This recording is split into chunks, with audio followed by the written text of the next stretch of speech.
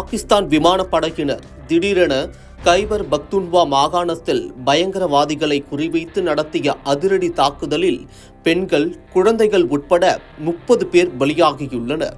கைபர் பக்துன்வாவில் திடீரென பாகிஸ்தான் ராணுவம் தாக்குதல் நடத்த காரணம் என்ன என்று பார்க்கலாம்.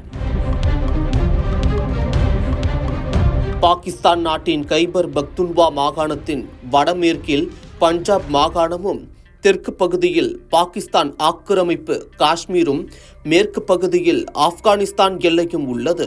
கைபர் பக்துன்வா பகுதி கரடுமுரடான வலையமைப்பை கொண்ட பகுதி என்பதால் இங்கு செல்வது மிக கடினம். இந்த பகுதியில் பயங்கரவாத அமைப்புகள் செயல்பட்டு வருவதாக கூறப்படுகிறது.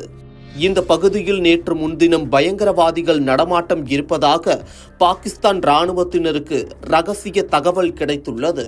தகவலின் பேரில் பக்துன்வா மாவட்டத்திற்கு விரைந்து சென்ற பாகிஸ்தான் இராணுவத்தினர், விமானப்படையினர் போர் விமானங்கள் மூலம் குண்டு வீசி தாக்குதல் நடத்தினர். குறிப்பாக பயங்கரவாதிகள் இருப்பிடங்களை குறிவைத்து பாகிஸ்தான் போர் விமானங்கள் குண்டு வீசி அதிரடி தாக்குதல் நடத்தியுள்ளனர். இதனை சுதாரித்துக் கொண்ட பயங்கரவாதிகள் பதில் தாக்குதல் நடத்தினர். இரு தரப்புக்கும் இடையே நடந்த துப்பாக்கிச் சண்டையில் 10க்கும் மேற்பட்ட பாகிஸ்தான் ராணுவ வீரர்கள் பலியானதாக கூறப்படுகிறது. பாகிஸ்தானைச் சேர்ந்த பெண்கள், குழந்தைகள் என 30 பேர் பலியானதாக தகவல் வெளியாகியுள்ளது.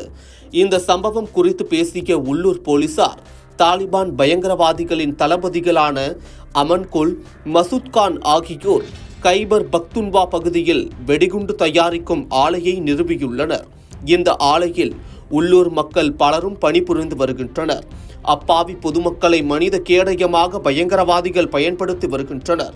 இதனை தெரிந்து கொண்ட பிறகே இங்கு தாக்குதல் நடத்தப்பட்டதாக அவர் கூறினார். சமீபத்திய நாட்களில் ஆப்கானிஸ்தானின் எல்லையை ஒட்டியுள்ள கைபர் பக்துன்வா மாகாணத்தில் பயங்கரவாதிகளுக்கு எதிரான நடவடிக்கைகளை பாகிஸ்தான் ராணுவம் தீவிரப்படுத்தி வருகிறது என்பது குறிப்பிடத்தக்கது.